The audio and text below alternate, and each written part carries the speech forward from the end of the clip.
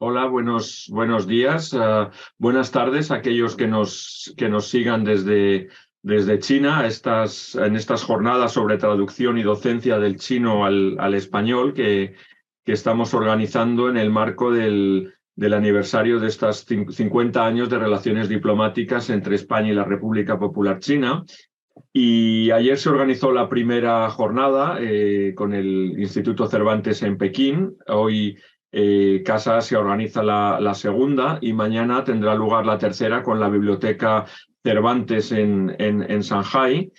Y estamos muy contentos de esta colaboración, no solamente entre el Instituto Cervantes y Casa Asia, sino de las otras instituciones que también colaboran, como la Universidad Autónoma de Barcelona, la Autónoma de Madrid, la Universidad de Granada, y en China con la Universidad de Fudan y la Universidad de Estudios Extranjeros. O sea que es un compendio de bastantes instituciones que han querido sumarse a esta idea.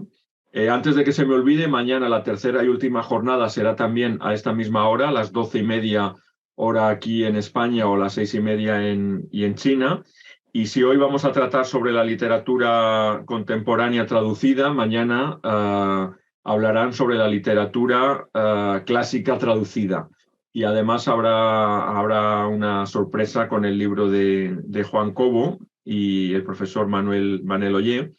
Eh, y nada, pues hoy para hablar de literatura contemporánea traducida tenemos primero a Manuel Pavón, que es profesor asociado de literatura y pensamiento moderno y contemporáneo de China en la Universidad Autónoma de Barcelona y de traducción también en la Universidad Pompeu Fabra, y además es coeditor de la web chinatraducida.net. O sea que es una suerte contar con 4 traductores y uno de ellos, en este caso Manuel, que hará de moderador y que dará paso también al debate luego. Antes de que se me olvide, a todos los que nos seguís a través de Internet podéis hacer vuestras preguntas a través del chat y luego pues Manuel se encargará de leerlas. Si hubiese cualquier problema, pues las puedo leer yo también, no hay ningún inconveniente en ello.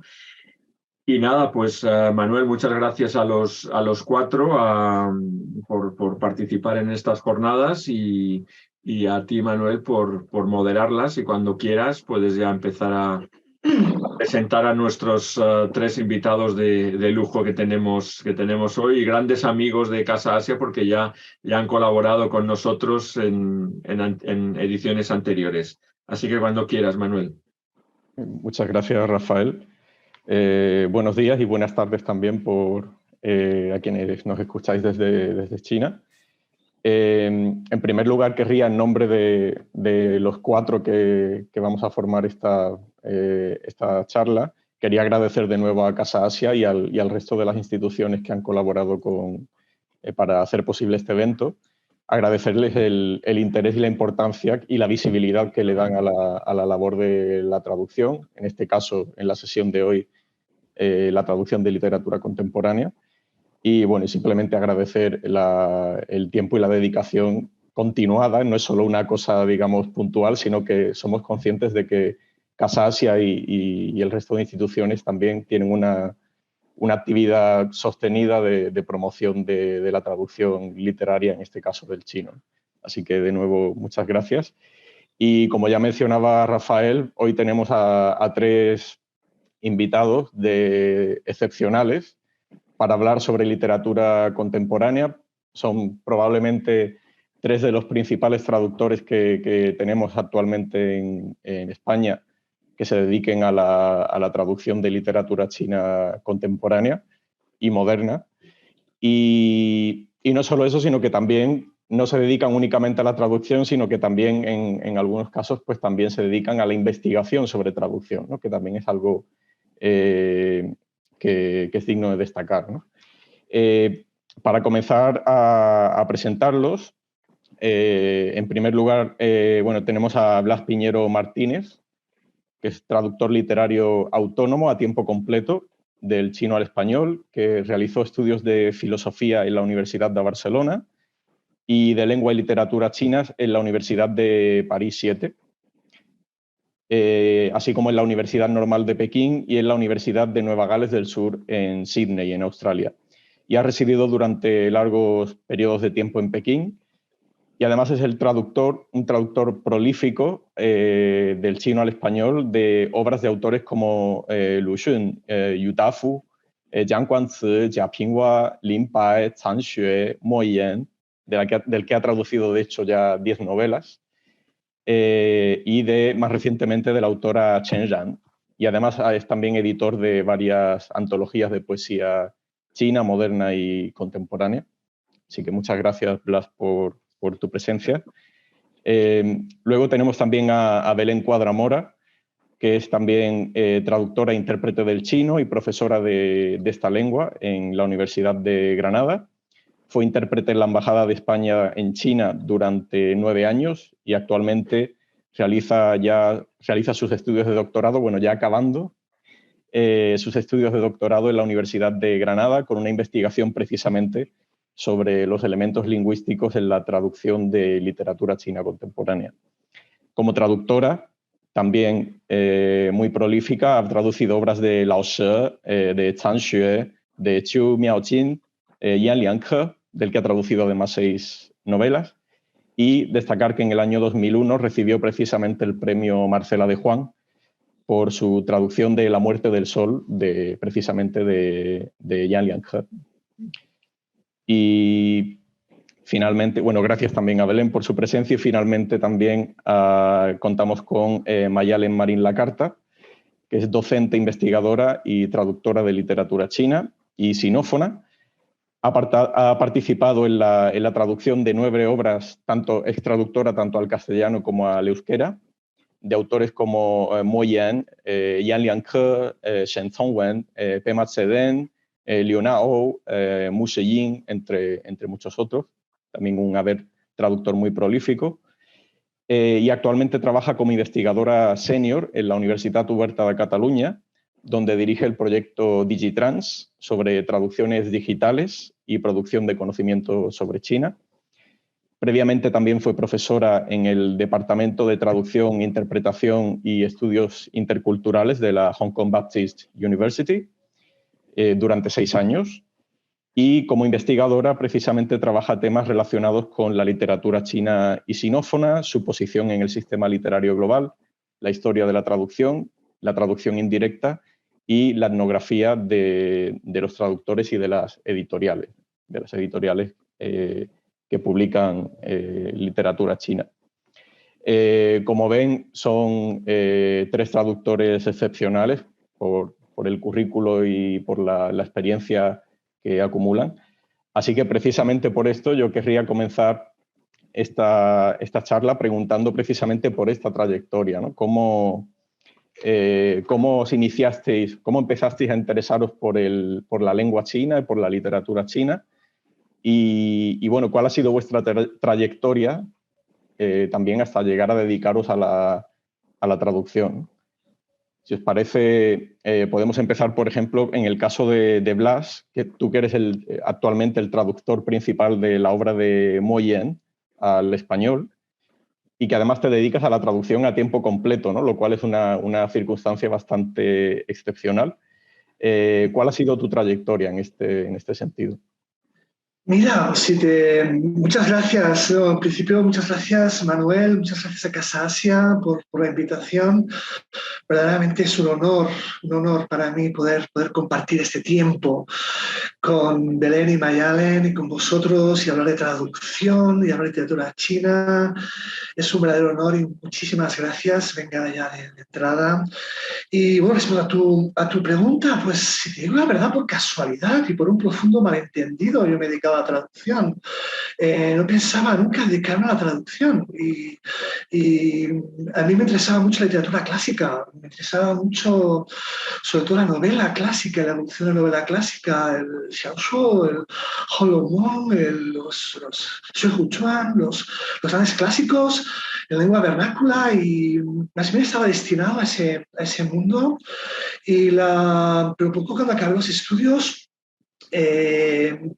saqué una primera traducción de Lao She y incluso mi intención era dedicarme más bien a Lao She.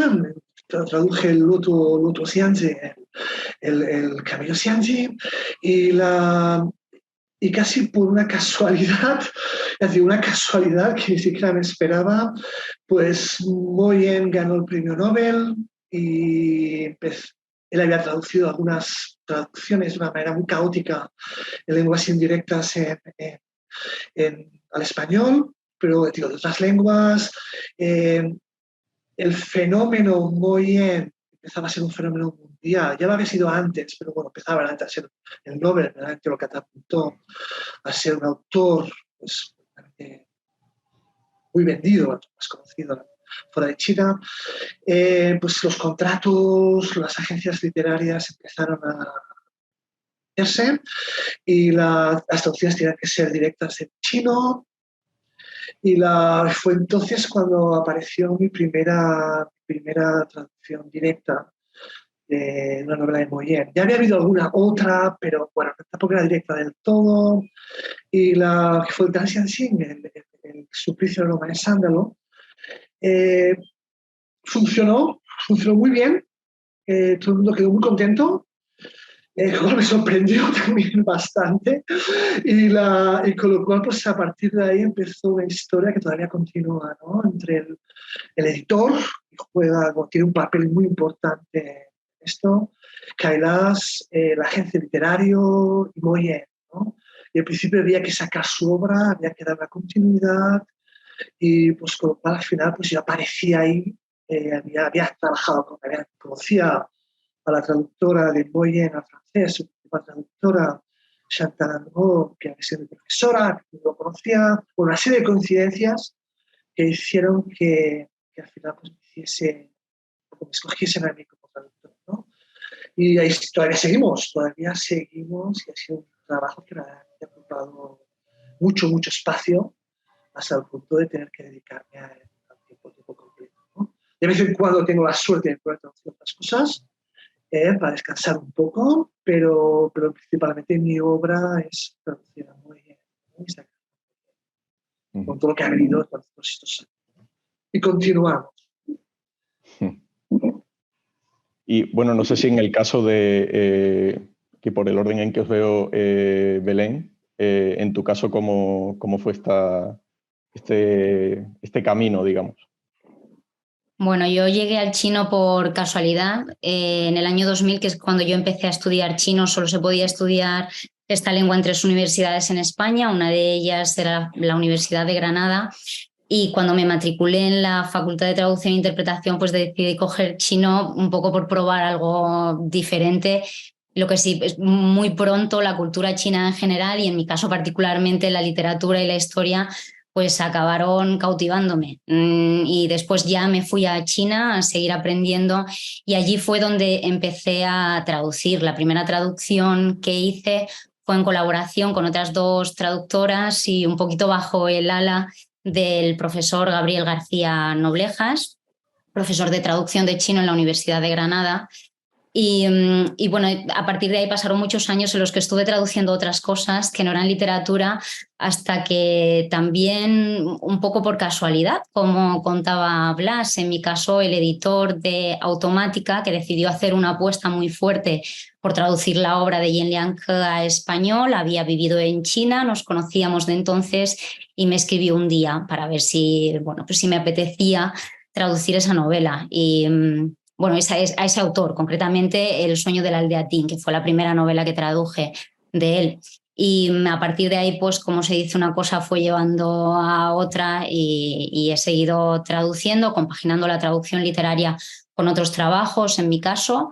Pero bueno, sí que con cierto flujo continuo de proyectos que me han permitido pues conocer a muchos autores chinos o algunos autores chinos y seguir ahondando en la obra de Yen Liang, que es el autor que más he traducido. Gracias. Y bueno, y en el caso de Mayalen, que además combina, aparte de la traducción, también, digamos, lleva ya una carrera muy dilatada como investigadora sobre traducción. ¿Cómo ha sido esta trayectoria? Bueno, la verdad es que creo que la palabra clave de los tres es la casualidad, ¿no? Porque los inicios son la casualidad, pero eso no quita que yo creo que en el caso de los tres, luego el gran trabajo, ¿no?, que hemos hecho para llegar hasta donde hemos llegado, que casualidad suena a veces como que es algo fácil y no tiene por qué. Y mi camino es bastante parecido al de Belén en el sentido, los inicios son muy parecidos, ¿no? Yo también, pues en la misma época, en 2001, empecé a estudiar chino. Opté por estudiar traducción por varios motivos, por mi interés en la literatura, los idiomas y en el conocimiento en general también, porque es verdad que venía de ciencias. Pero bueno, también lo mismo, pues estuve mirando que nos podíamos haber cruzado antes, nos cruzamos más tarde en la vida, pero estuve dudando entre Granada y Barcelona, porque en el País Vasco, aunque había traducción, no había chino. Y yo tenía ganas de hacer chino, pues porque quería hacer lo mismo, algo diferente y algo que un reto, quería un reto, ¿no? Al final, pues también hablaba otros idiomas europeos y me apetecía, pues eso, algo diferente, ¿no? Y sí que es verdad que enseguida me enganchó el estudio del idioma, pero desde el primer momento me enganchó. Y yo estudié en la Autónoma de Barcelona, bueno, no lo he dicho esto. Y después ya en 2004 fui por primera vez a China y allí también, pues eso me convenció como, quiero hacer esto, ¿no? Esto lo quiero estudiar de verdad, ¿no? O sea, y después ya cuando tuve un nivel suficiente como para leer literatura, es cuando realmente surgió también, y tenía mis inquietudes como me gustaba mucho traducir y además leer literatura, y entonces decidí ir a París a profundizar el estudio de la literatura china y hacer allí un doctorado y estudiar allí.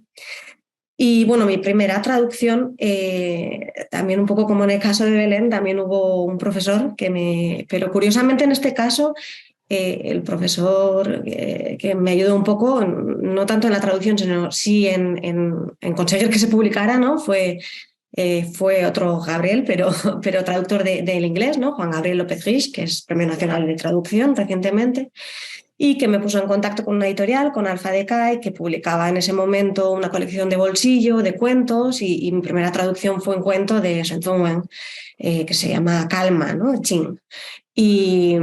Y que también luego más adelante traduje La ciudad fronteriza de Shenzhen Wen, gracias a haber traducido primero ese cuento y a lo que supuso para mí y el interés que tenía por el autor y tal. Y después la verdad es que he ido combinando, pues sí que hice un intento de dedicarme exclusivamente a la traducción literaria después del doctorado, pero vi que era muy complicado y aparte seguía con mis inquietudes de seguir estudiando, investigando, ¿no? Y siempre he ido combinando, pues eso, la investigación con la traducción y las clases y la universidad, ¿no? La carrera académica con la traducción.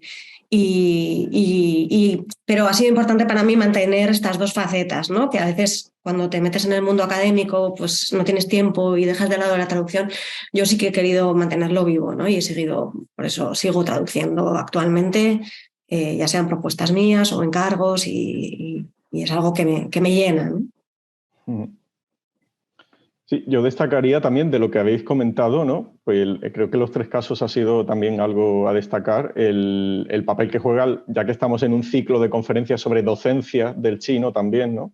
El papel que juegan los profesores, ¿no? En lo que es sobre todo, yo también un poco por experiencia personal, ¿no? A nivel de motivación, ¿no? Siempre la motivación que te producen los profesores, además los profesores de chino, que suelen ser muy, muy devotos, ¿no? Y muy dedicados, yo creo que esto también destaca, ¿no? En las intervenciones que habéis hecho, el papel que juegan estos profesores, ¿no? Y es digno de reconocer que sin esa motivación inicial, ¿no? Ese empuje inicial y esa pasión que suelen transmitir, ¿no? En las clases estos profesores de lengua china, muchas veces quizás no habríamos optado tan claramente por este camino, ¿no?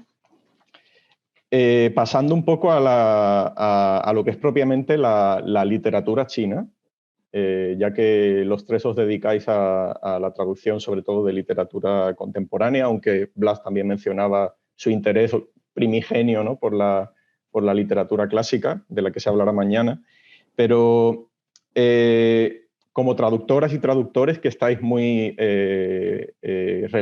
digamos, pendientes de lo que se publica y de la actualidad literaria en China, ¿cómo observáis la situación actual de la literatura en China, ¿no? Y diríais que hay,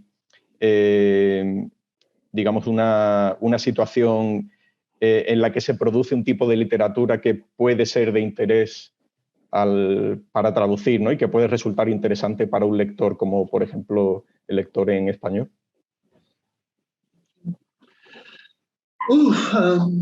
Eso es una pregunta muy compleja, muy compleja, ¿no? Y es muy compleja porque lo que puede funcionar en China no funciona necesariamente en España, un público hispanohablante, ¿no? Un lector hispanohablante.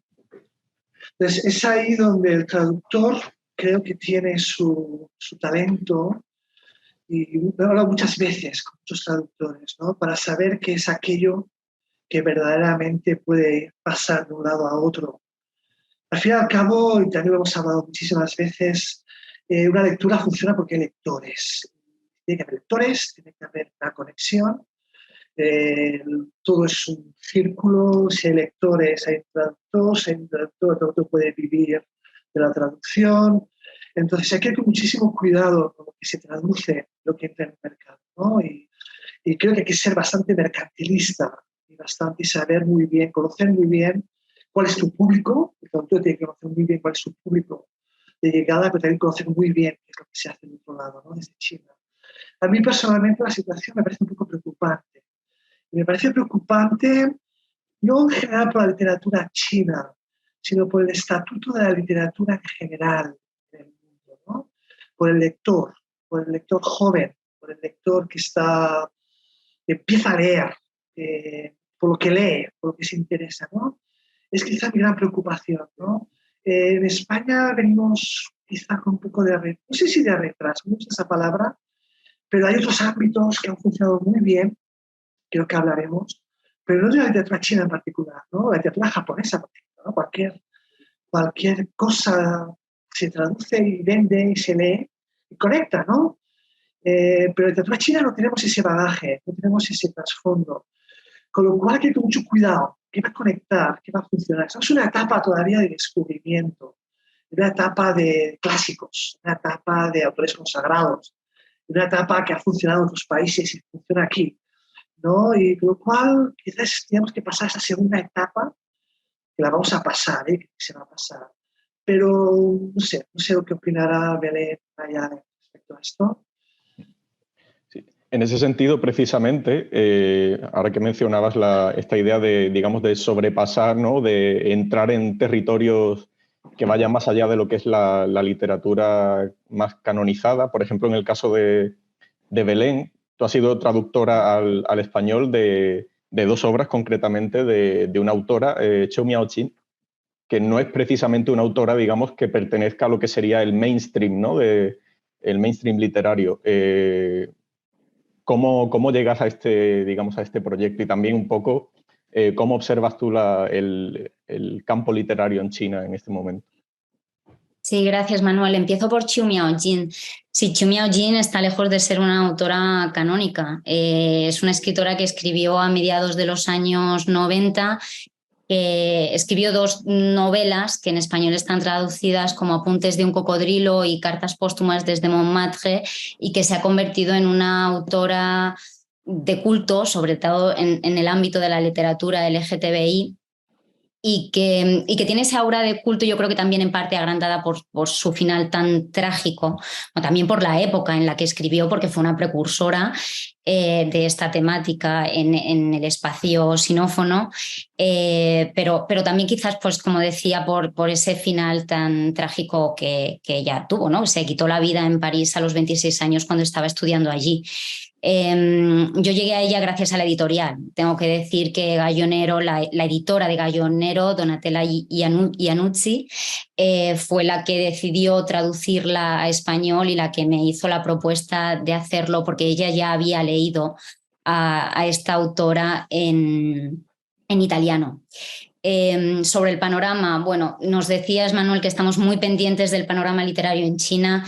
La verdad es que a mí me encantaría estarlo, pero entre que me parece inabarcable y que luego pues el tiempo nos da para lo que nos da, estando traduciendo, investigando, dando clases. Me gustaría conocer mucho más de la literatura china que se publica en China ahora mismo, de lo que conozco. Me llegan algunas cositas. pero yo sí creo que estamos ya en ese camino de transición del que hablaba Blas, ¿no? Y que cada vez se van traduciendo cosas más diferentes fuera del canon, que cada vez tenemos unas traducciones también de unos géneros más diversos. Tenemos ahora ya en español, bueno, aparte de los clásicos que se siguen traduciendo, hay poesía contemporánea, hay libros infantiles, hay literatura de género, la ciencia ficción está funcionando especialmente bien y ha conectado muy bien con los lectores. ¿Qué más? Bueno, novela negra. Están llegando muchas voces diferentes que ya no son esos nombres clásicos o esos escritores consagrados de siempre. Recientemente la editorial Aristas Martínez ha publicado un libro de relatos de Chen Chun Chang, se llama el autor, que es un autor nacido en 1990. ¿No? O sea que es que ya incluso pues, nos están llegando estos autores jóvenes que yo creo que es el siguiente paso que como traductores deberíamos dar, y es investigar pues, las temáticas y las formas de narrar de esta nueva generación, que estoy segura, y lo digo siempre, de que se nos están pasando cosas interesantísimas y de una gran calidad, porque en un mercado literario tan grande como el chino, pues sin duda tiene que haber obras, o sea, muchas más obras de calidad y muchas más obras interesantes que podrían conectar con un público hispanohablante de las que de momento nos están llegando. Quizás soy un poquito más optimista que lo que adelantaba Blas. Yo soy optimista, creo que cada vez se traduce más, que cada vez se traduce más diverso y que cada vez llegamos a un público más amplio.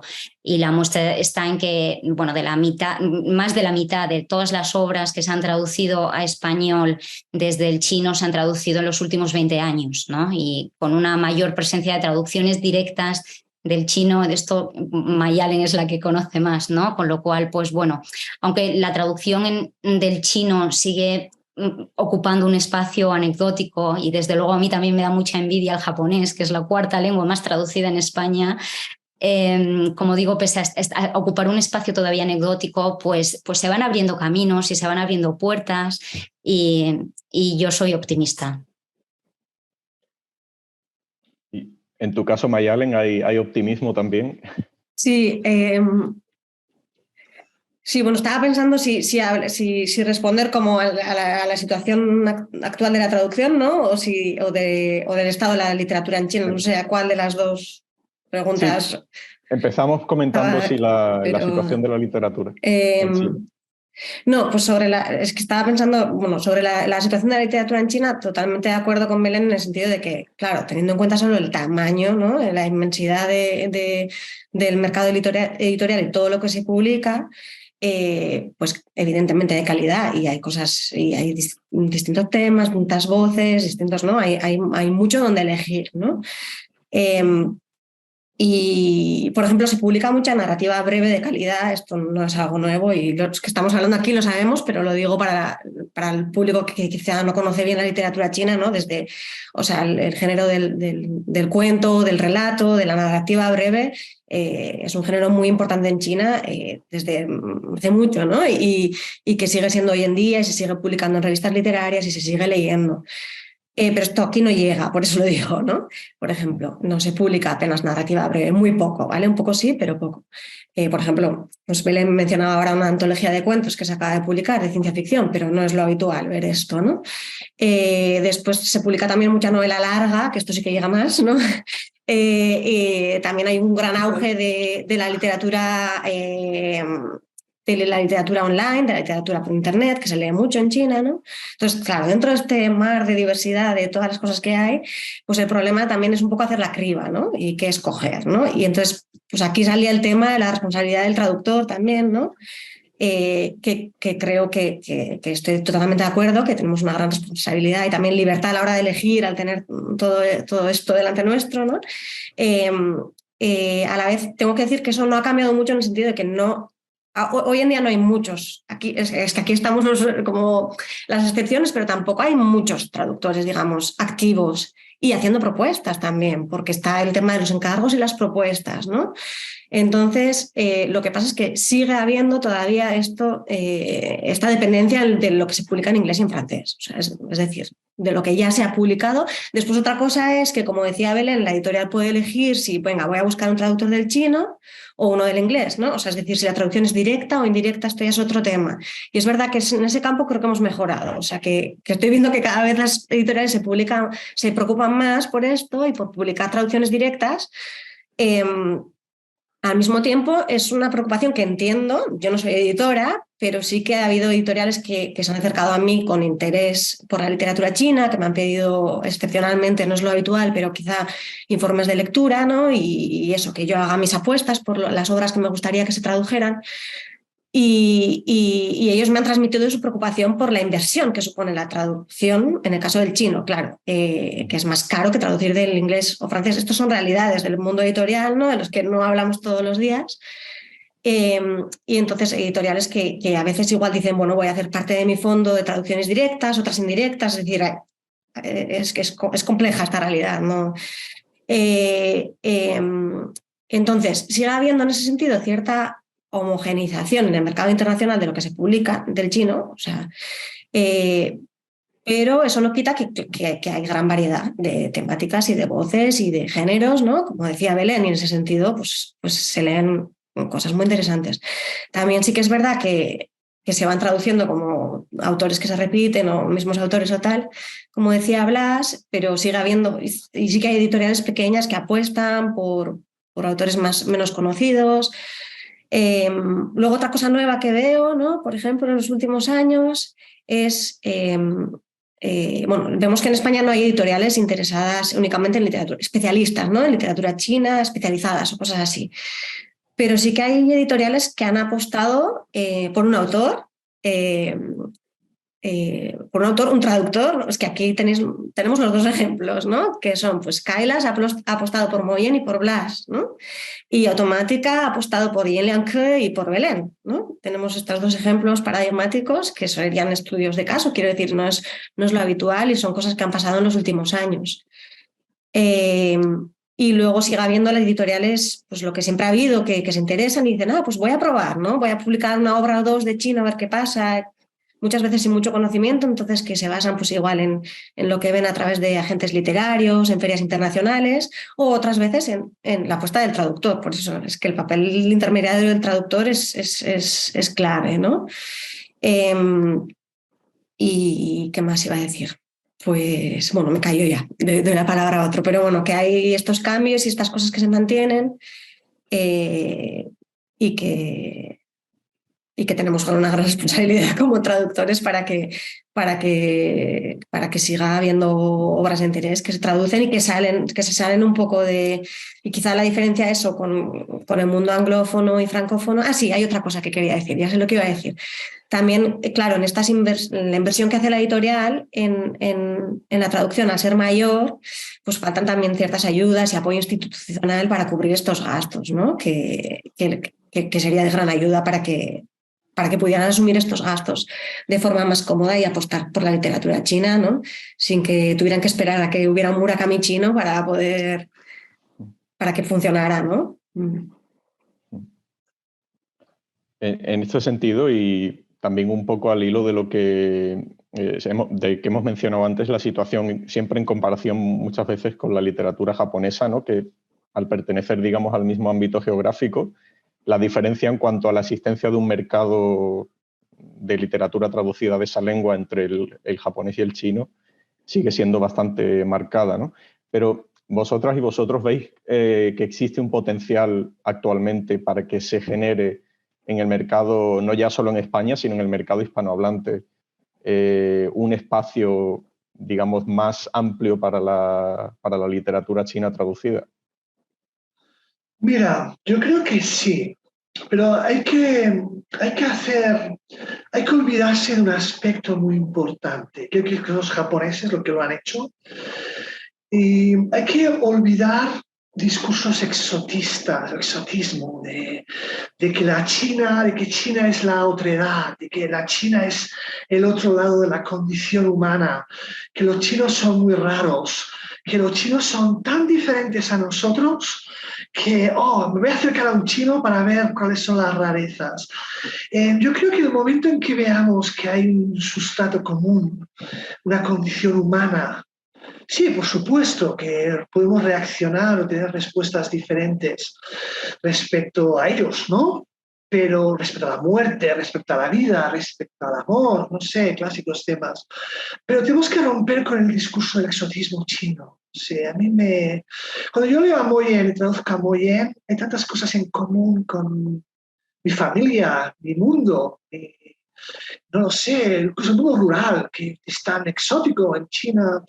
No sé, yo creo que en el momento en que rompamos con eso y quizá nos acerquemos a una comprensión, utilizo palabras un poco petulantes, pero una comprensión de la condición humana, de ese sustrato que nos une, a mí me cansa el discurso, chino, me acerco a un libro de literatura china porque una cultura tan diferente a la nuestra, no sé si lo voy a comprender.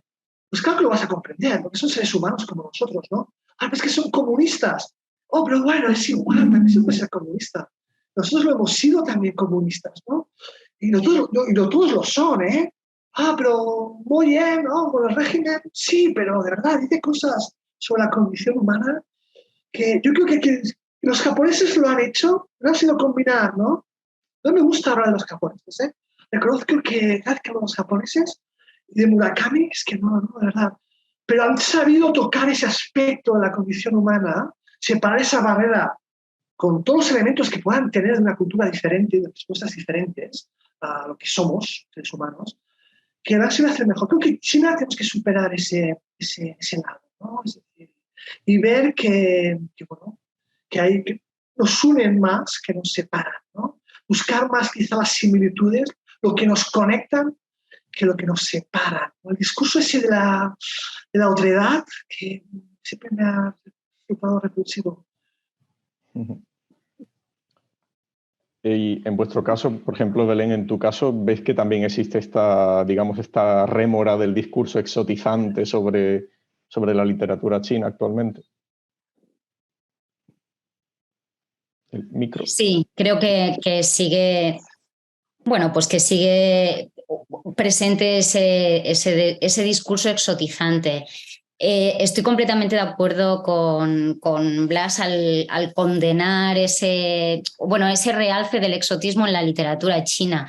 Y también coincido en que la literatura al final nos habla de una humanidad compartida, ¿no? Y que la buena literatura se puede leer y se puede entender desde cualquier parte del mundo. También creo, además, que pese a las diferencias, que también las hay, pues precisamente la cultura española y la cultura china tienen muchísimas cosas en común. Yo viví en China y nunca tuve un choque cultural y bueno, pues hay cosas distintas, sí, pero al final a mí me gusta quedarme más con lo que compartimos que con lo que nos diferencia, porque creo que compartimos muchísimas cosas, pero sí creo de todas formas, y por mi experiencia en clubes de lectura o en las tertulias literarias que acoge precisamente Casa Asia y que tienen muy, muy buena acogida y muchos participantes, sí que hay un cierto número de lectores que se acercan a la literatura china pues por el deseo de conocer una literatura diferente. Y bueno, me parece que es una opción y una motivación tan válida como cualquier otra, porque además muchas de estas personas que van con esa curiosidad, ¿no?, de leer otra literatura, de otros lugares, de otras culturas, pues al final también se queda y se van creando nuevos lectores, ¿no? Se va ampliando un poco esa masa crítica de lectores para la traducción de obras de chino a español. Y en tu caso, Mayalen, porque tú precisamente en la investigación que tú hiciste para tu tesis doctoral, recuerdo precisamente esta cuestión del exotismo era un punto de tu análisis, ¿no? ¿Crees que sigue siendo así? Y acaso, por ejemplo, ¿cuál es el papel que pueden jugar aquí también los editores, ¿no? ¿Cuáles son los gustos normalmente de las editoriales españolas en este caso? ¿También se fían mucho por este componente exotizante? Pues sí, bueno, yo en mi caso lo que bueno, lo que estudié en su momento, que ha pasado un tiempo, pero para basarme en esto no era tanto lo que opinaban los lectores, ¿no? Que no tenía acceso a eso, sino que lo que, bueno, al final investigando y estudiando y examinando pues tanto la información del paratexto, es decir, por ejemplo, de la sinopsis que aparece en el libro, ¿no? O estudiando todo tipo de reseñas en prensa y tal, pues lo que hacía era estudiar pues, de qué manera se presentaba la literatura china al lector, ¿no? La literatura moderna y contemporánea. Y una de las cosas que aparecía de forma redundante y que se repetía en estas reseñas y en la sinopsis y tal, incluso en las imágenes que se escogían para las cubiertas y todo esto, ¿no? Pues era una imagen exotizante de China, ¿no? Como el gancho de intentar enganchar al lector a que leyera esto, porque China es muy diferente, o porque con este libro vas a aprender sobre la historia y la sociedad china, cuando estamos hablando de un libro de ficción, quizá, que probablemente, ¿no? Hay muchas cosas inventadas, por eso es ficción, ¿no? Pues estos recursos, ¿no? Entonces, al exotismo. Entonces, si esto sigue siendo así, bueno, pues en gran parte sí sigue siendo así. Es decir, a todos estoy de acuerdo con Blas y Belén en que a todos nos chirrían los oídos cuando oímos esos comentarios o cuando en prensa, ¿no? Los titulares a veces tiran por ahí, ¿no? No solo en literatura, sino en general, ¿no? Cuando se habla de China. Entonces sigue estando ahí. Pero al mismo tiempo sí que es verdad que, y además creo que es nocivo, o sea, creo que los editores sí que tienen responsabilidad de cómo presentar otra cultura, o sea, totalmente de acuerdo que los editores tienen esa responsabilidad. Y espero que nuestra labor de hablar de esto y repetirlo y decir que sigue ahí sirva de algo, ¿no? Yo, de hecho, en mi tesis también hablaba mucho de Kailas y de las traducciones indirectas y de cómo, bueno, es un gusto poder ver que ahora, ¿no? Cuentan con Blas y que las cosas cambian, ¿no? Y que ahora publican traducciones directas del chino con un traductor del chino y cómo están cambiando estas cosas. Entonces, esta realidad del recalcar el exotismo sigue ahí. También muchas veces es que en algunos casos, ¿vale? No quiero generalizar, pero también lo que vi es que las editoriales, pues esta vía indirecta no solo afectaba a las traducciones, sino también a todo este aparato crítico y al paratexto y todo eso, porque al final recibían como notas de prensa o recibían información directamente, sinopsis en inglés y todo esto a través del agente literario, y todo esto se reproducía en castellano, ¿no? Entonces todo esto, o sea, para que veáis toda la complejidad del entramado, que todo esto viene también del mundo anglófono, ¿no? Muchas veces, o francófono, más del anglófono muchas veces, pero en fin. Y lo que sí veo es que, bueno, hay muchas excepciones ahora.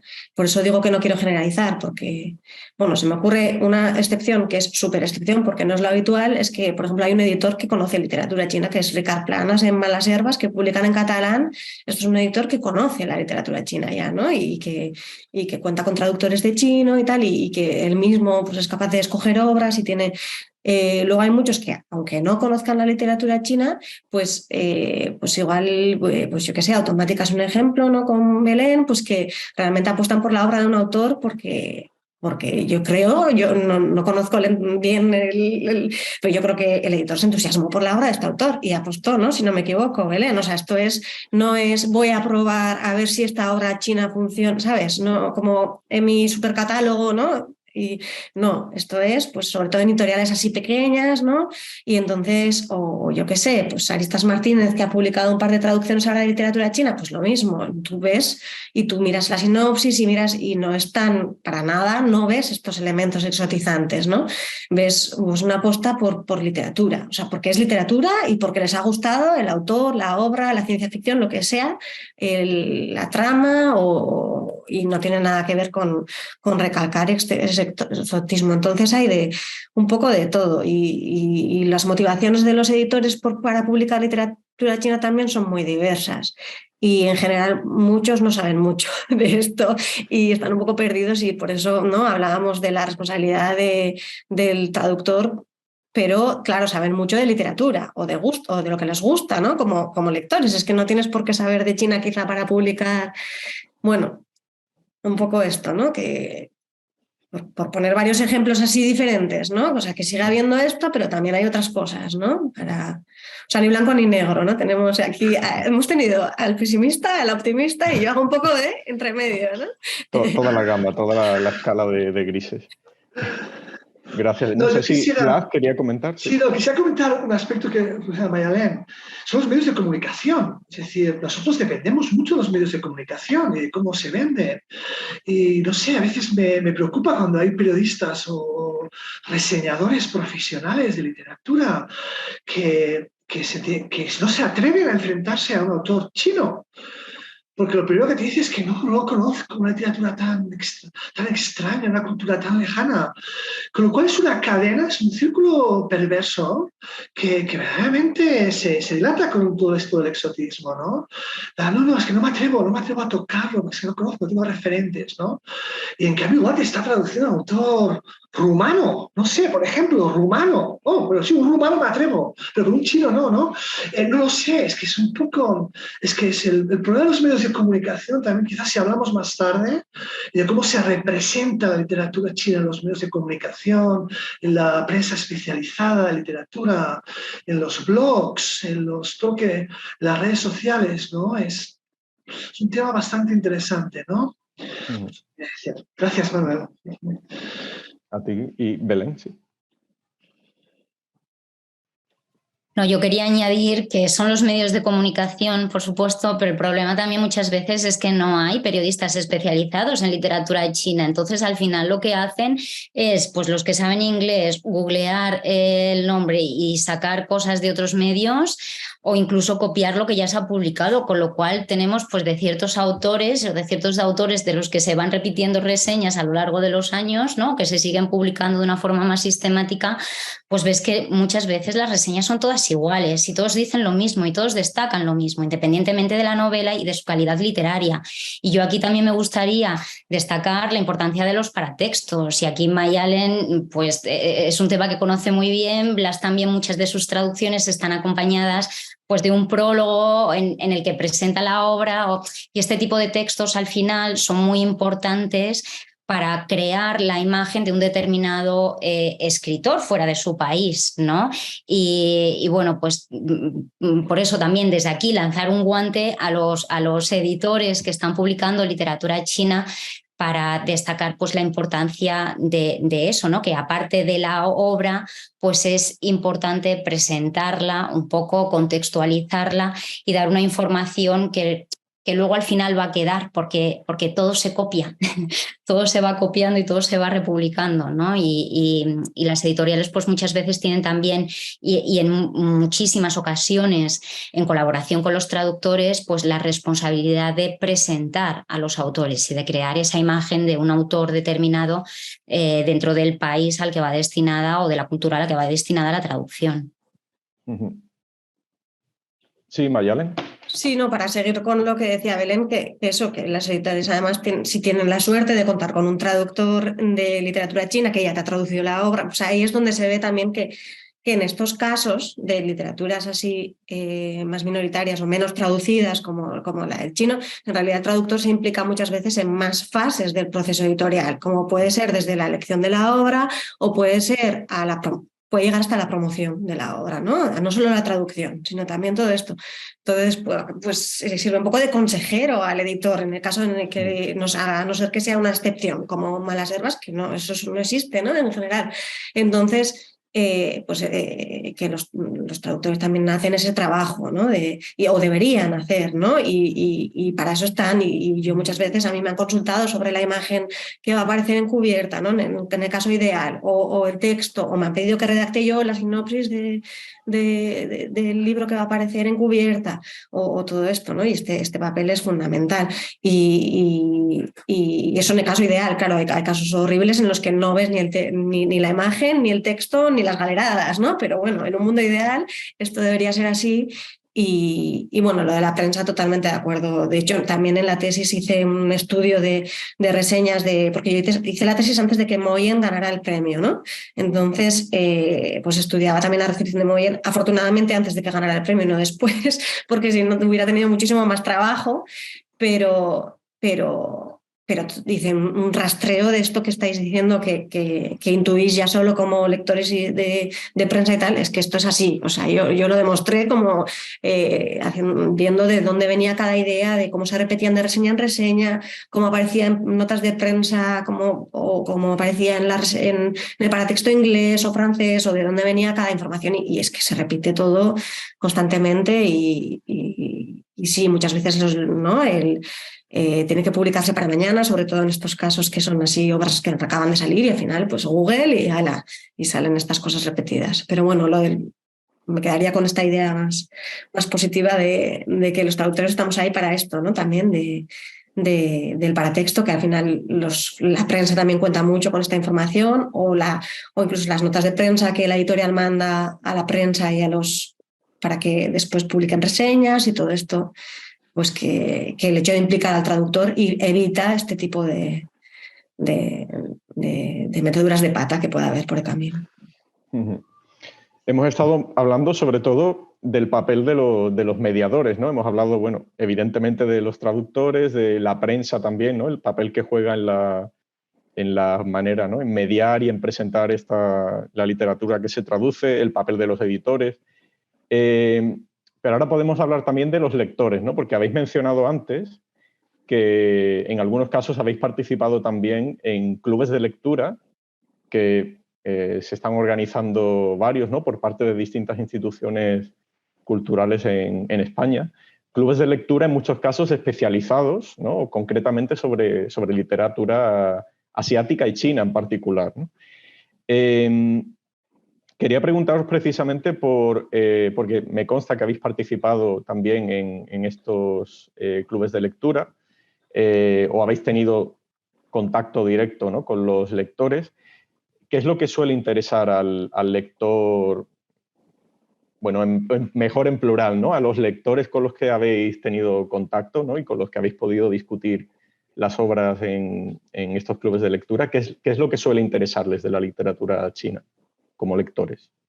Bueno, no sé, si empiezo... mira, si te digo la verdad, yo al lector, de verdad, el lector es como... El lector es el fin de todo esto. Si no hay un lector, ni hay escritor, ni hay traductor, ni hay editor, no hay nada. Si no hay nadie ahí al final que lee el libro. Con lo cual, sinceramente, suena un poco también... No sé, arrogante, pero intento crear al lector. Es decir, cada vez que presento a Moyen y que traduzco mis traducciones, sé que estoy con un lector que en general no va a saber mucho de literatura china, no va a saber, quizá tampoco sabe mucho de literatura, o quizá se acerca para leer, y yo lo que quiero es enganchar a ese lector. Quiero meter al autor en ese lector y quiero que el lector... Yo más, te voy a ser sincero, quiero que el lector luego deje ese libro y vaya a coger otro libro de literatura china, otro libro de Moyen, ¿no? Y creo que Moyen ha tenido mucho ese papel en España de alguien que le ha gustado Moyen, se ha ido a comprar a otro escritor, ¿no? Es como una cadena todo esto, es como un juego de cadenas y quizás fue un poco pedagógico, tío, un poco arrogante, ¿eh? Pero me ha preocupado mucho cómo paso a mi autor al lector, ¿no? Sobre todo un lector pues, español, como yo, que ha leído y que quiere contar una buena historia, es decir, es lo que me enfoca. Y vuelvo a repetir, es que necesitamos lectores, necesitamos lectores. Y es lo que va a llevar todo hacia adelante, lo que va a aguantar la literatura china, ¿no? Ese es mi caso. En los clubes de lectura he sido muy pedagógico siempre he sido muy pedagógico, ¿no? Siempre he intentado un poco explicar lo que desde mi punto de vista como traductor he creído ver en la obra, que igual no es la verdad, y es la obra de un traductor que sinceramente hace una interpretación. Pero intento compartir, ¿no? Compartir con el lector. Mira, yo es que he visto esto aquí, me ha parecido esto aquí interesante, y me parece interesante decírtelo a ti, ¿no? Me ha parecido esta referencia. En general, mis lectores, o los lectores que conozco, que he tenido cierto feedback, lo han agradecido muchísimo, ¿no? Y incluso si a veces he tenido que poner numerosas notas ¿no? Para hacerlo, ¿no? Ese es otro asunto. Pero creo que esa es mi perspectiva, ¿no? Luego hay otro punto también que les puede asustar un poco, ¿no? Es decir, si tienes que presentar a un autor chino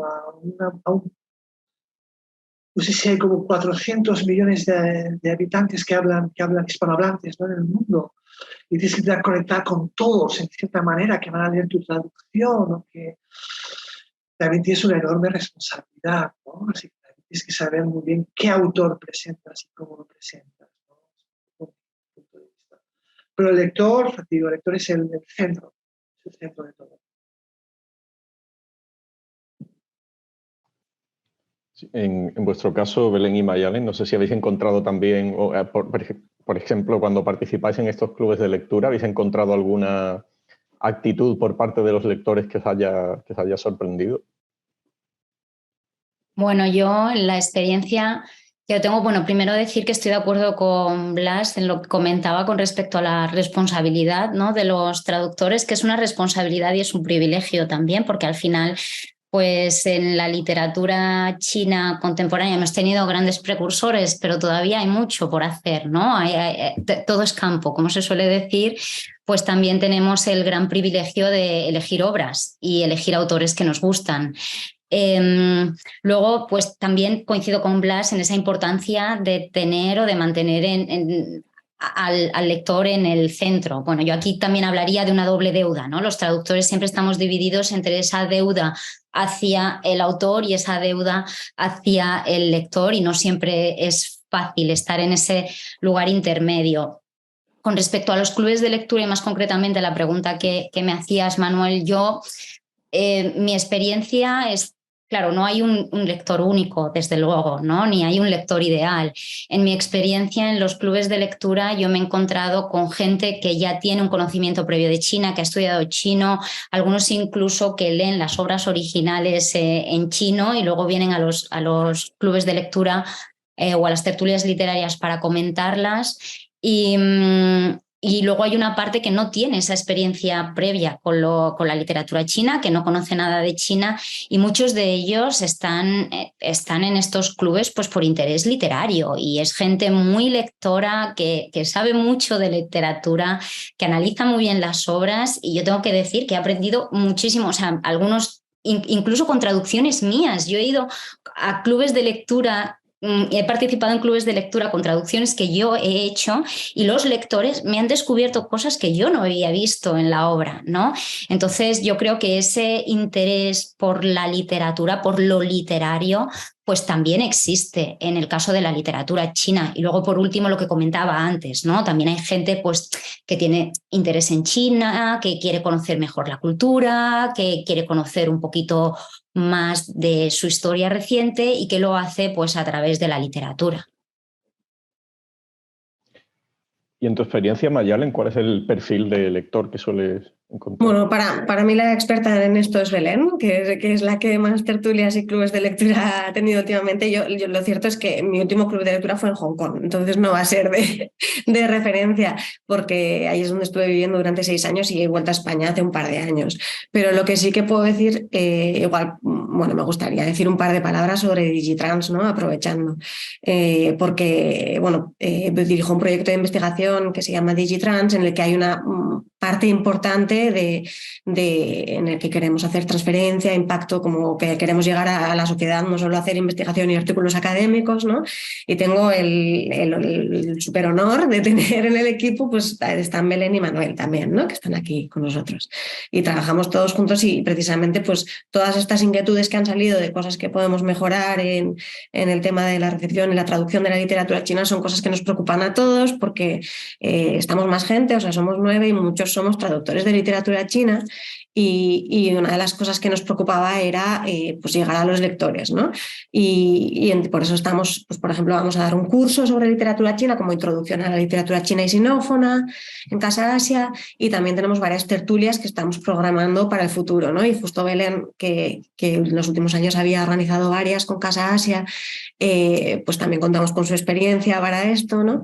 Y estamos preparando pues una que será sobre voces femeninas, otra probablemente sobre ciencia ficción. Tenemos muchas ideas, y en llegar también a otros intermediarios como que han salido en la conversación de hoy, ¿no?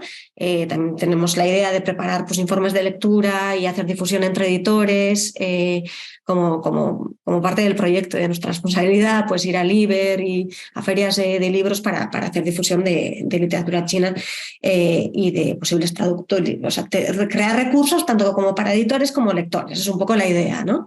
De este proyecto en el que estamos trabajando.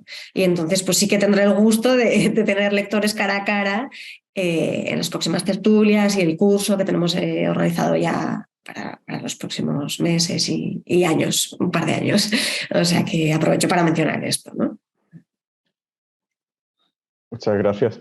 De hecho, bueno, aprovecho para mencionar también que está abierto el chat, ¿vale? Y la ventana de preguntas por si quienes nos están escuchando, tanto acá como, bueno, no sé si, bueno, en China seguro y también probablemente es de madrugada en América Latina, creo, pero bueno, por si hay algún octámbulo por allá que nos esté escuchando también, pues tenéis el chat, ¿vale? Para poner vuestras preguntas o lo que queráis comentar.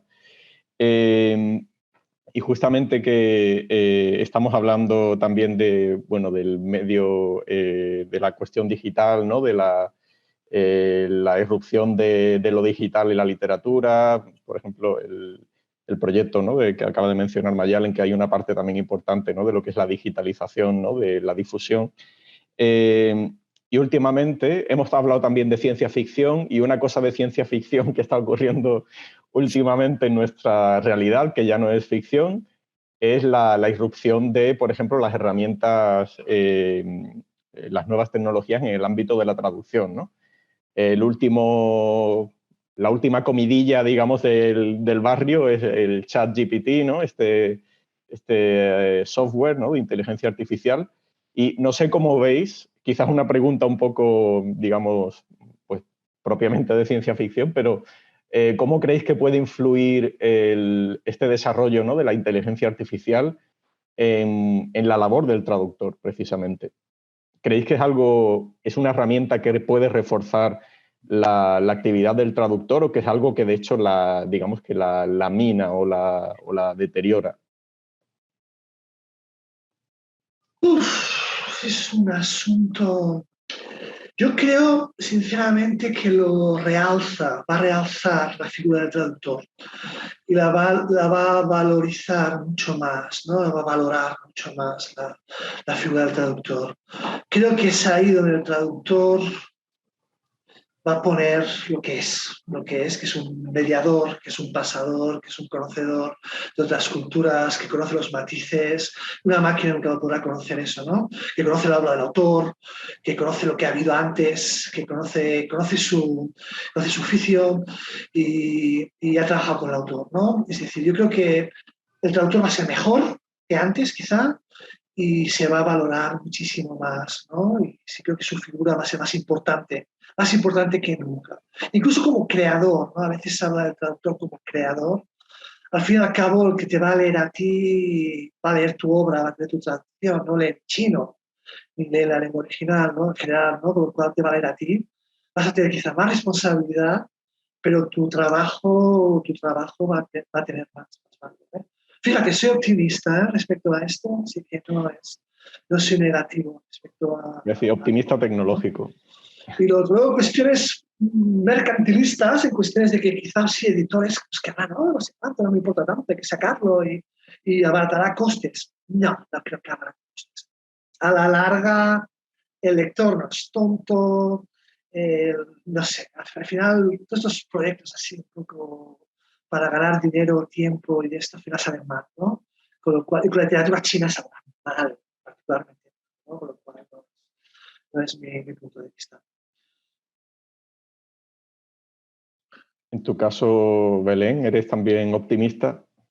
Sí, soy optimista. Bueno, es verdad que estas herramientas, ¿no? En concreto el chat GPT o otras herramientas de traducción automática que existen ya en el mercado, hacen cosas fantásticas, ¿vale? Pero siguen siendo muy malas traducciones. Quiero decir, hacen cosas fantásticas para lo que viene siendo una máquina, pero las traducciones no son buenas y yo creo que es fundamental la intervención del traductor, más en literatura, porque las máquinas, pues yo creo que no siempre son creativas. No sé si... Es verdad que el ChatGPT hace algunas cosas que se podrían considerar que rozan la creatividad, ¿no?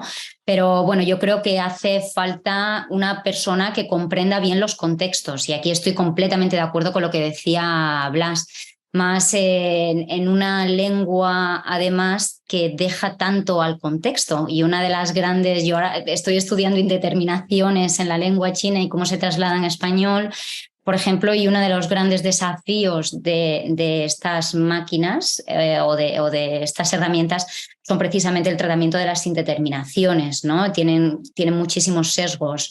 Claro, yo lo que temo como persona a la que no le gusta nada revisar traducciones ni corregir traducciones, que es un trabajo que he tenido que hacer en el pasado y creo que me lleva tanto tiempo como traducir de cero, pues yo lo que temo es que esto pues se acabe orientando más a la posedición y que esto pues pueda afectar más a las tarifas, que es lo que se está haciendo, por ejemplo, en traducción audiovisual, ¿no? En la que ya se posedita y no se traduce desde cero y con esta excusa pues se han rebajado tarifas y yo es el mayor temor que tendría con la traducción literaria, que el mercado vaya por esos derroteros, pero tampoco creo que...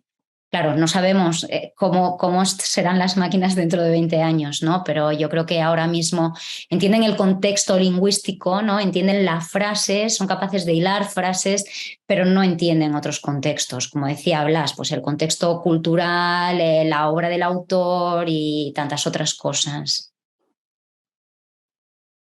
¿Y Mayalen, en tu caso? Sí, no, totalmente de acuerdo con lo que se ha comentado. Y de hecho, hay mucho bombo con el ChatGPT, pero no traduce mejor que Google Translate o que DeepL. O sea, tendrá otras capacidades, pero en cuanto a habilidades de traducir, los resultados son los mismos y son muy lejanos de algo de calidad, ¿no? Y más en el caso de la literatura, como decía Belén. Pero sí que he visto un tema importante en el chat que no sé si querías, porque justo ayer dije además voy a hablar de esto y no he dicho nada. O sea, que te dejo, Manuel, que si quieres decir... Sí. Sí, así damos pie también ya sí. a los comentarios de quienes nos escuchan. Tenemos aquí un comentario de Tira 10, que de hecho es, bueno, creo que será ella, que es también una fantástica traductora del chino al español.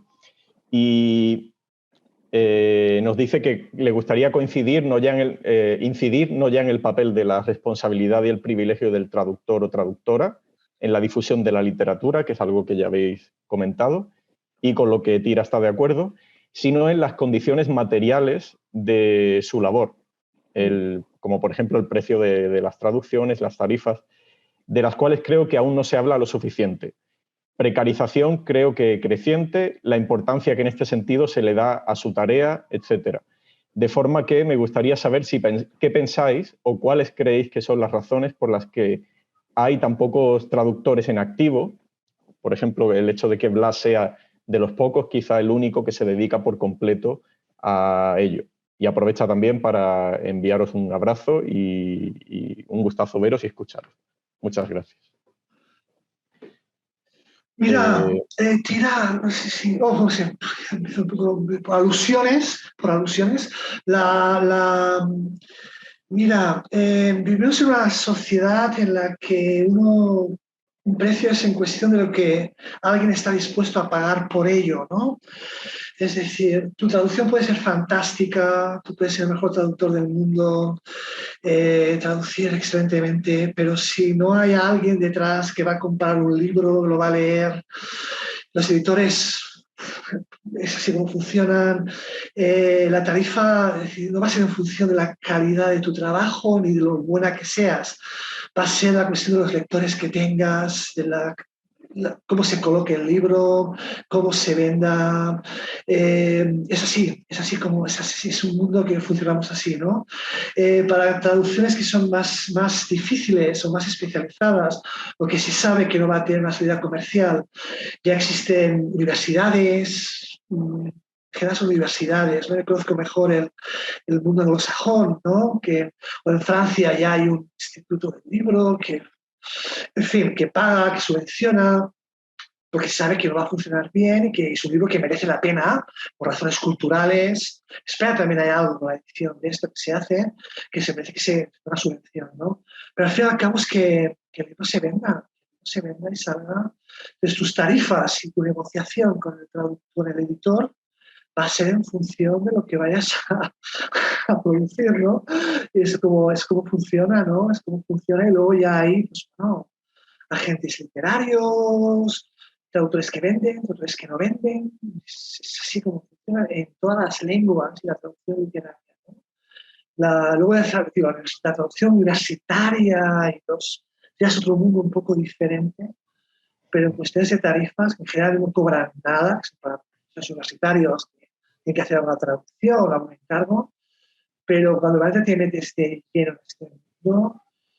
Te voy a poner un ejemplo, Tina. La literatura húngara, a mí me encanta la literatura húngara. Hay muchos traductores que se dedican a tiempo completo a la literatura húngara. No sé, la literatura húngara no sé, pero hay traductores. Hay traductores porque es que ha habido una serie de autores como Sándor Márai, o que se venden tanto, que ha hecho que se crease el traductor literario, ¿no? Pero tenemos una literatura que a la apariencia pues, demasiado, no es la literatura inglesa o americana o francesa o alemana, ¿no?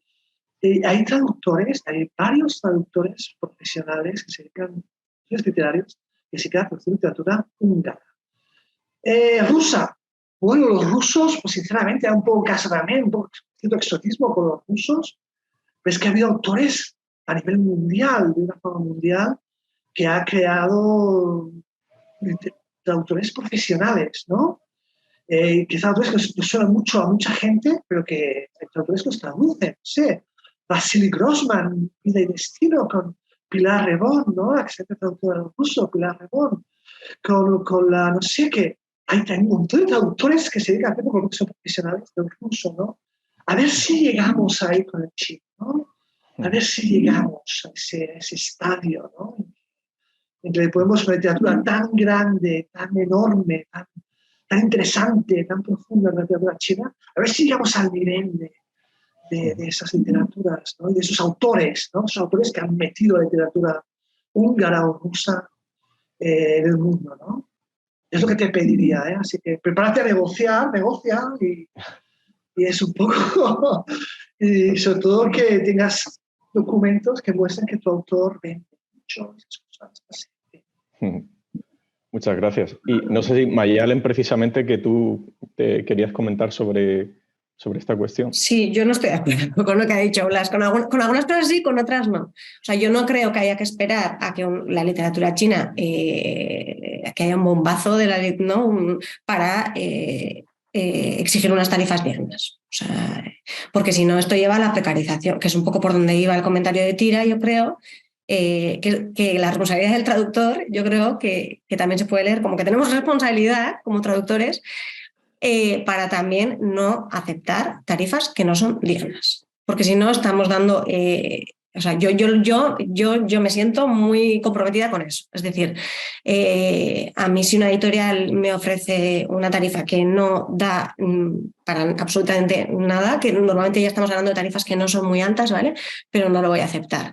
¿Por qué? Porque eso va a dar pie a que ofrezcan menos y menos. O sea, esto es en todas las profesiones, pero más en la traducción literaria, que me parece que tenemos que luchar por los derechos y los derechos del traductor y por unas tarifas dignas. Entonces, claro, Tira preguntaba, ¿por qué creéis que hay tan pocos traductores que se dedican a esto de manera exclusiva? Evidentemente, porque no da para vivir. Por eso hay tan pocos traductores que se dedican a esto de manera... pues es muy difícil vivir solo de esto, ¿no? Ayer, bueno, Belén y yo comentábamos, bueno, si tienes la casa pagada y solo tienes que pagar la luz y compartes gastos y tal, pero esto es así y hay que hablar de ello. Estoy de acuerdo con Tira en esto, ¿no? Entonces...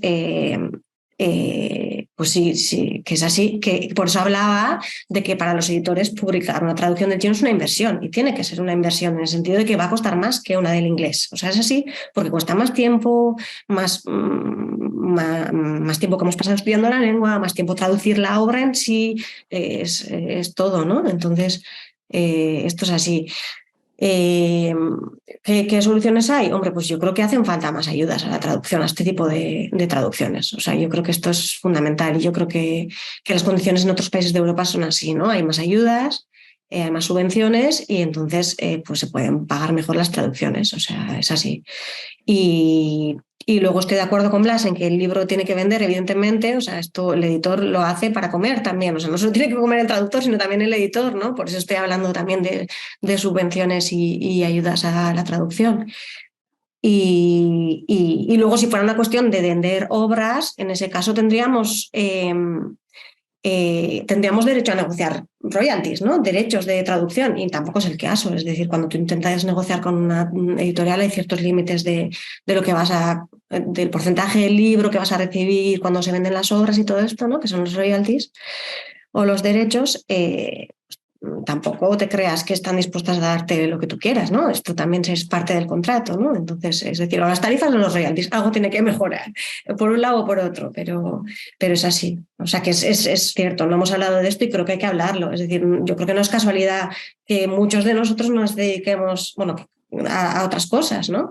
Y luego, otro problema que quería resaltar es que muchos de nosotros nos dedicamos a la investigación o a la academia o a la universidad. Y otro problema es que en el mundo universitario no se reconocen las traducciones. Es decir, se reconoce mucho más una publicación esto quizás no todo el mundo en el público lo sabe, ¿no? Una publicación de una investigación que has hecho, pues se reconoce, pero el hecho de una traducción y toda la labor de documentación que hay detrás, y de lectura de la obra y conocimiento, incluso el prólogo que has podido escribir y todo este trabajo, pues no se reconoce. Entonces, por eso hay mucha gente que cuando ya tienen carrera académica, pues deja un poco de lado la labor traductora porque igual no le compensa para su currículum o lo que sea. Entonces ya se convierte en algo casi activista, ¿no? O sea, traducimos como de forma activista. Eso no quita que de vez en cuando hagamos cosas, podamos elegir hacer cosas. Yo en algún caso he traducido alguna cosa al euskera por muy poco dinero, tal, en euskera y tal, pero eso no quita que no haya que luchar por unas tarifas dignas para la profesión. O sea, depende del contexto y de quién lo publica, y claro, pero si tú estás traduciendo para un gran grupo y se están quedando ahí, ¿no? Y no vas a... O sea, quiero decir, bueno, que son muchos factores a tener en cuenta, pero que sí, que la precarización de la industria de la traducción literaria y de la China aún más, esto es un tema importante. No, son realmente una cuestión clave, ¿no? Y precisamente en lo que es el desarrollo y la promoción de la literatura china, ¿no? Estas condiciones de trabajo. En tu caso, Belén, no sé si quieres añadir algo. Sí, bueno, estoy completamente de acuerdo con Mayalen. Yo creo que la apuesta del editor, si el libro funciona o no funciona, es una apuesta que tiene que hacer el editor, y que las traducciones además pues se pagan antes, ¿no? O sea, se paga antes de saber si ese libro va a publicar o no. Normalmente acabas la traducción y en un mes y medio, ¿no? Recibes los honorarios por esa traducción, y que las tarifas tienen que ser dignas. Desde luego, de todas formas, claro, no es un problema de la lengua china, es un problema de la traducción literaria en general. Bueno, es un problema, diría, incluso de la traducción en general, porque las tarifas cada vez se están reduciendo más. O sea, yo traduje cosas como estudiante en España en el año 2003,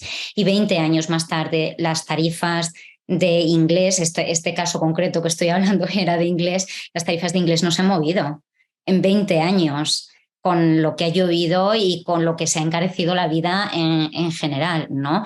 En el caso de chino, además, es que si nos ponemos a hacer cuentas de las horas que invertimos en según qué obras y del rédito económico que nos rentan esas traducciones, pues claro, es que sale un equilibrio muy complicado. En mi caso, además, yo tengo que decir que es que, bueno, no sé cuál será la experiencia de Mayalen o de Blas, pero al final yo no soy capaz de estar traduciendo 8 horas seguidas al día, ¿no? Entonces, si quieres vivir de la traducción, te tiene que rentar una jornada de a lo mejor pues 6 horas, porque a partir de la hora 6 y 1 minuto es que ya no sabes ni lo que estás leyendo. Yo creo, a mí desde luego me pasa eso, ¿no?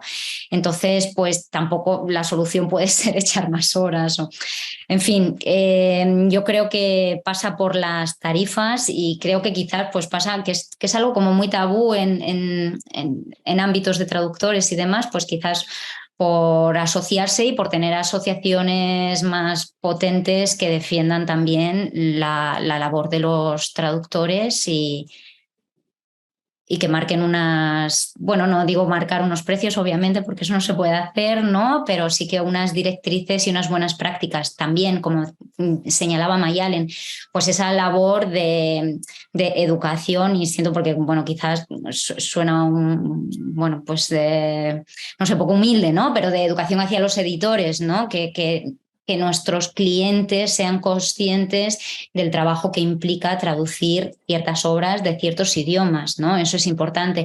Y, por supuesto, también las ayudas. De hecho, bueno, yo tengo que decir que me he sentido bien tratada, que me siento mejor tratada con editoriales pequeñas que con grandes editoriales que solo buscan unos beneficios económicos y que a veces ni se han leído el libro antes ni se lo van a leer después.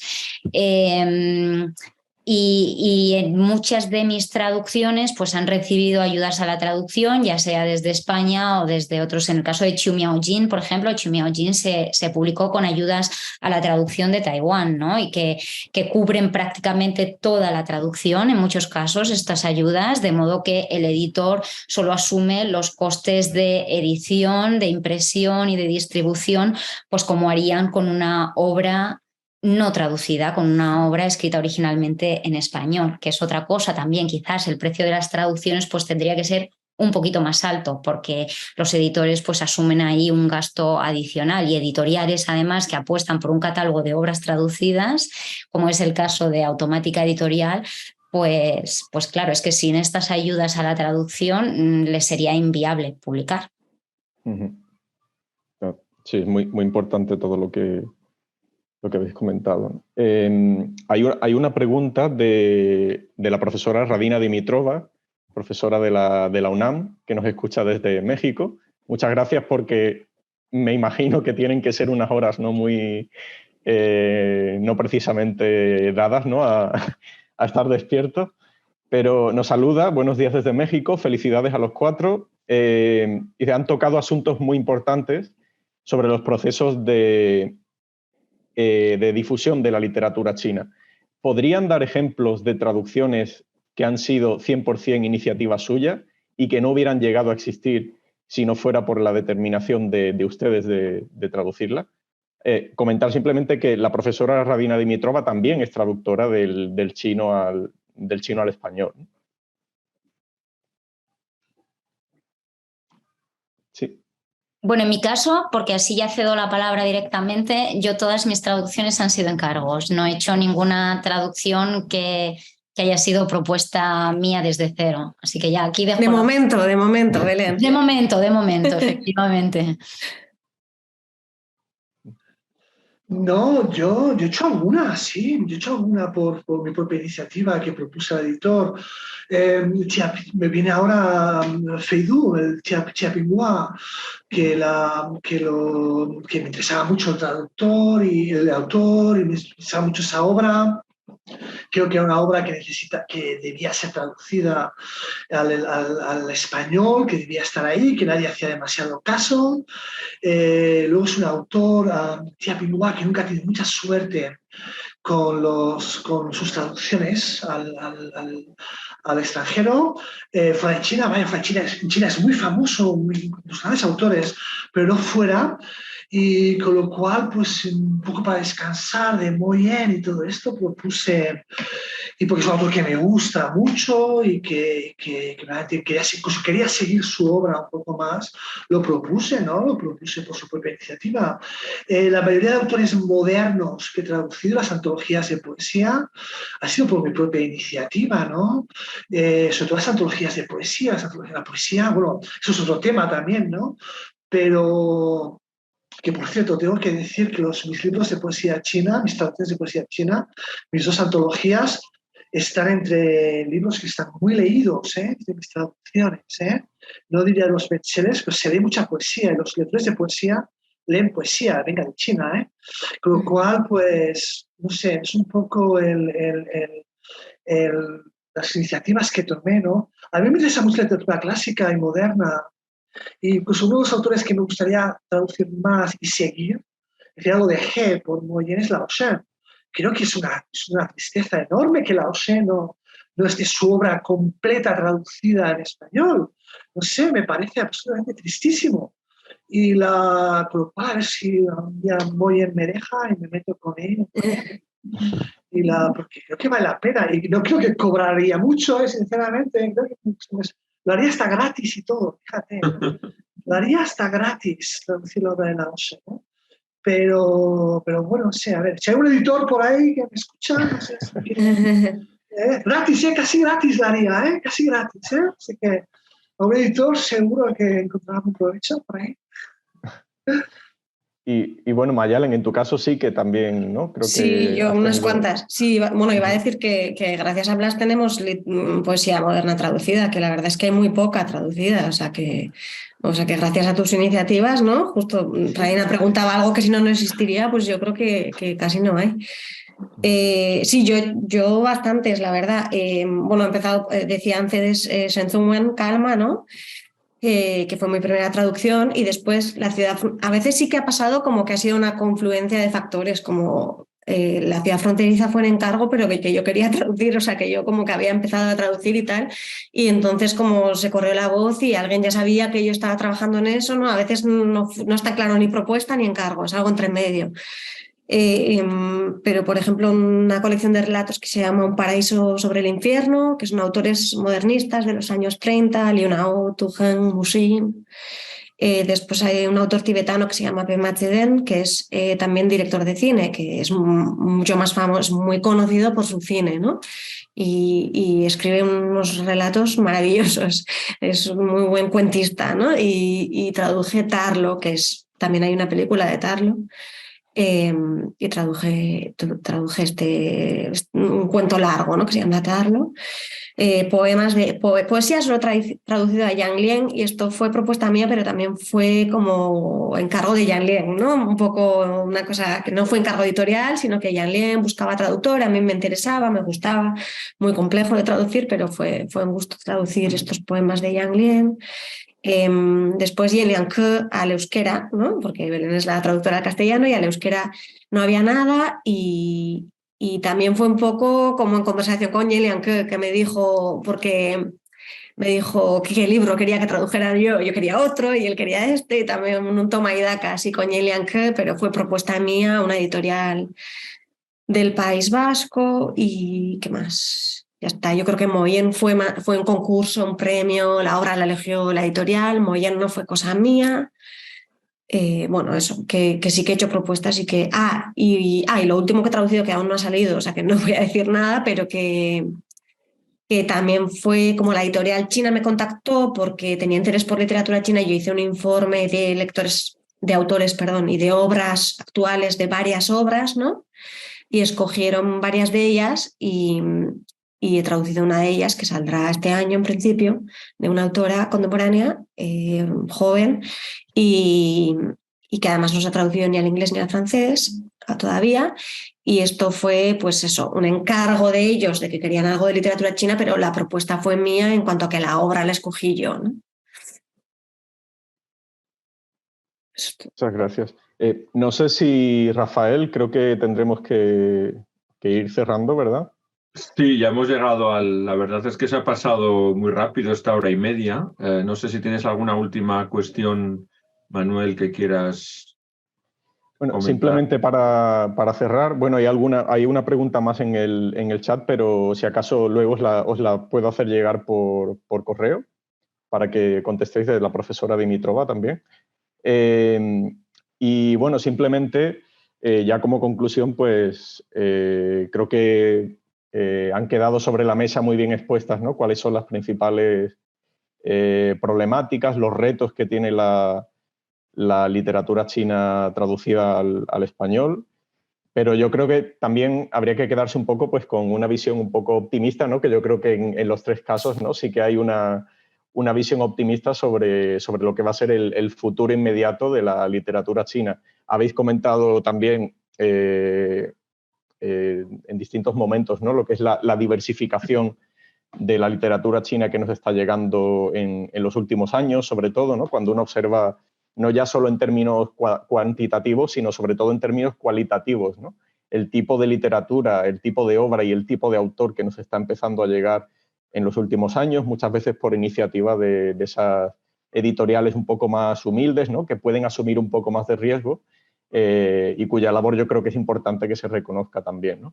Así que bueno, nos quedamos con esa nota optimista para cerrarlo como optimismo y bueno, simplemente agradecer a los tres ponentes, a Mayalen, a Belén y a Blas, la participación y el haber compartido esta enorme experiencia que ellos tienen en el ámbito de la traducción literaria. Y bueno, y de nuevo gracias a Casa Asia, Rafael, por ofrecernos este espacio precisamente para compartir estas cuestiones y al resto de las instituciones que han colaborado. Muchas gracias.